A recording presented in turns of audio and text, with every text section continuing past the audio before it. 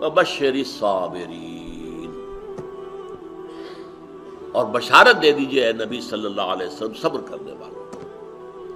جو ان امتحانات میں سے گزرے، سختیاں جھیلیں، بھوک کی سختی جھیلیں، خوف کی کیفیت کو برداشت کریں، جانی اور مالی نقصانات کو جھیلیں اور برداشت کریں، ان صابرین کو بشارت دے دیجئے کہ بالآخر ان کے لیے کامیابی ہوگی۔ جب امتحان انتہا کو پہنچ جائے گا، اس کے بعد اللہ تعالیٰ کی نصرت اور تائید شروع ہو جائے گی۔ غزوہ خندق جو ہے وہ صحابہ کرام کے لیے مجموعی طور پر ان کی آزمائش کا کلائمیکس تھا۔ حضور کے لیے ذاتی طور پر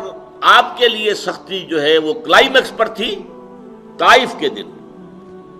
ذاتی طور پر جو تکلیف آپ کو وہاں پہنچی ہے پوری زندگی نہیں پہنچی۔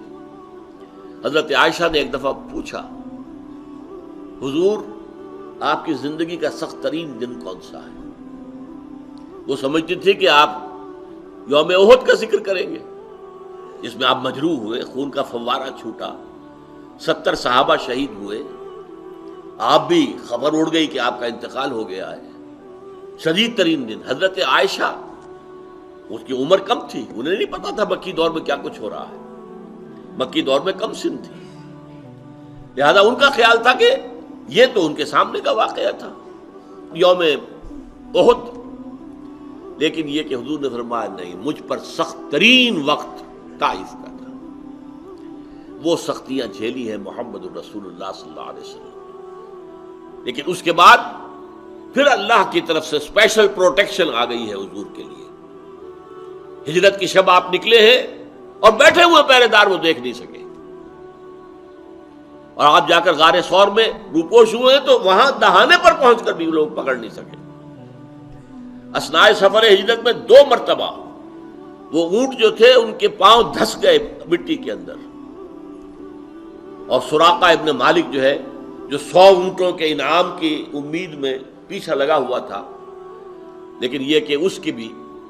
گھوڑے کے پاؤں دھس گئے مٹی کے اندر 2 دفعہ، لہذا پھر آخر کار وہ آیا ہے، حضور صلی اللہ علیہ وسلم سے معافی مانگی ہے، اور حضور نے فرمایا اے سراقہ وہ دن بھی آئے گا، میں دیکھ رہا ہوں تمہارے ہاتھ میں کسرا کے کنگن ہوں گے، شہنشاہ ایران کے کنگن۔ اور یہ بات پھر پوری ہوئی حضرت عمر کے زمانے میں، جبکہ فتح ہوا مدائن۔ مدائن جو ہے وہ صدر مقام تھا اس وقت، جیسے کہ آج ایران کا صدر مقام تہران ہے، تو مدائن میں محل تھے اور وہاں خزانے تھے۔ وہ جب مسلمانوں نے فتح کیا اور مال غنیمت کی تقسیم ہوئی اور وہ غنیمت پہنچا ہے مال غنیمت مدینے میں، تو حضرت عمر نے فرمایا کہاں ہے سراقہ؟ سراقہ اس وقت ایمان لا چکے تھے، مجاہدین میں شامل تھے، اور سب سے پہلے کسرا کے کنگن جو ہیں اس کے ہاتھ میں پہنا دیے، اے سراقہ وہ جو نبی نے کہا تھا آج یہ تمہارے ہاتھوں میں کنگن ہے کسرا۔